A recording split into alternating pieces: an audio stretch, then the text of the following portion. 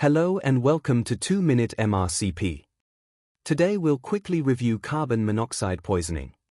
Carbon monoxide poisoning is a common MRCP topic and a potentially fatal medical emergency.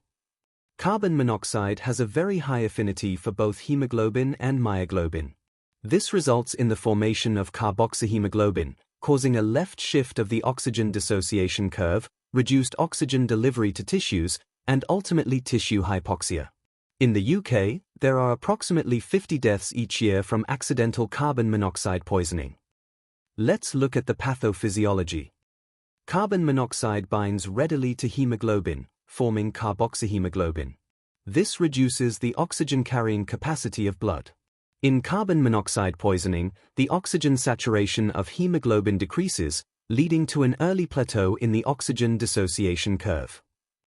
In MRCP questions, a clue may be a history of badly maintained housing, especially student houses, where faulty gas appliances may be present. Now, the clinical features. Headache is the most common symptom, occurring in about 90% of cases. Nausea and vomiting occur in around 50%. Vertigo is also seen in about 50%. Confusion occurs in approximately 30%. Subjective weakness is present in about 20% of patients. Features of severe toxicity include pink skin and mucosa, hyperpyrexia, arrhythmias, extrapyramidal features, coma, and death. Now, the investigations. Pulse oximetry may be falsely reassuring because it cannot reliably distinguish oxyhemoglobin from carboxyhemoglobin, so oxygen saturation readings may appear falsely high.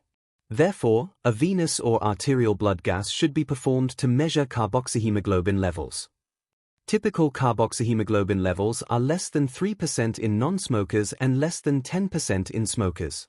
Levels between 10 and 30% are usually associated with symptoms such as headache and vomiting. Levels greater than 30% indicate severe toxicity. An ECG is also a useful supplementary investigation to look for evidence of cardiac ischemia. Finally, management. Any patient with suspected carbon monoxide poisoning should be assessed in the emergency department. Treatment should begin immediately with 100% high-flow oxygen delivered through a non-rebreather mask. Physiologically, high-flow oxygen decreases the half-life of carboxyhemoglobin, helping to remove carbon monoxide from the body more rapidly. Oxygen should be administered as soon as possible and continued for a minimum of 6 hours. The target oxygen saturation is 100%. Treatment is generally continued until all symptoms have resolved rather than monitoring carbon monoxide levels alone.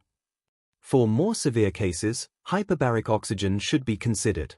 Although the evidence base is limited because carbon monoxide poisoning is relatively uncommon, some studies suggest that long-term outcomes may be better than with standard oxygen therapy.